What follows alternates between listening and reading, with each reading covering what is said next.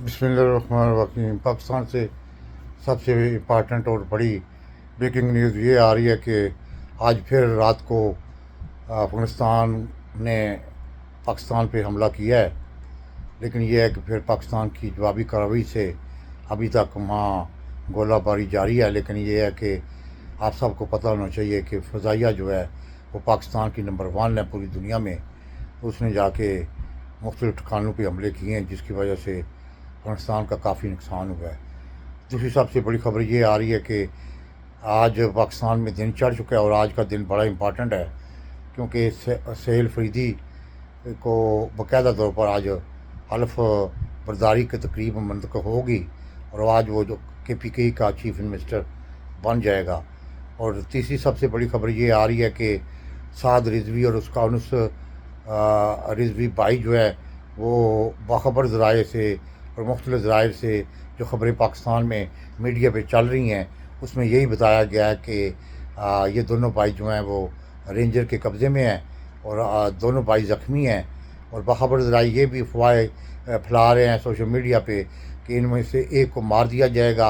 اور اسی لیے انٹرنیٹ اور دوسری چیزیں بند کی گئی ہیں۔ اور چوتھی سب سے بڑی خبر یہ آ رہی ہے کہ عمران خان صاحب نے باقاعدہ طور پر علیمہ باجی کے ذریعے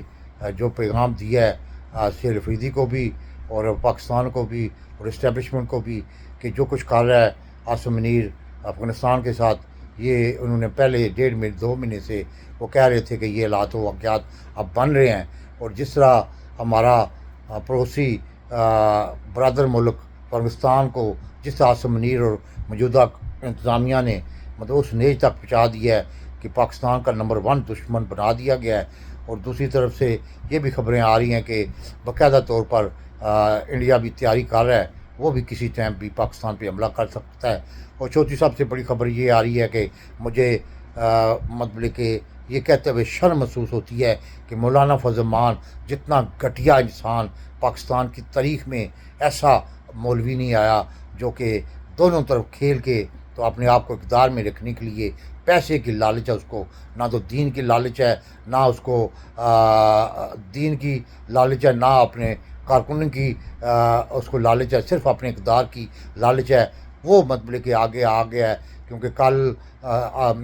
نذیر تاڑ جو وزیر قانون ہے اور احسن اقبال تھا، وہ دونوں ملے تھے، اور ان کے کہنے پہ باقاعدہ طور پر کوشش کر رہا ہے کہ یہ حلف برداری کے بعد انہوں نے ایک ریٹ پٹیشن بھی دائر کی ہے کہ جو الیکشن ہوا ہے وہ صحیح نہیں ہوا۔ اس سے آپ اندازہ لگا لیں کہ اتنا کمینہ اور اتنا گھٹیا شخص ہے مولانا فضل الرحمان۔ میں کہتا ہوں کہ ایسے مولانا کو خود ہی مر جانا چاہیے جو اپنے آپ کو مطلب کہ اس طرح ظاہر کرتا ہے۔ اور آخری خبر یہ آ رہی ہے کہ کل ہی کیبنٹ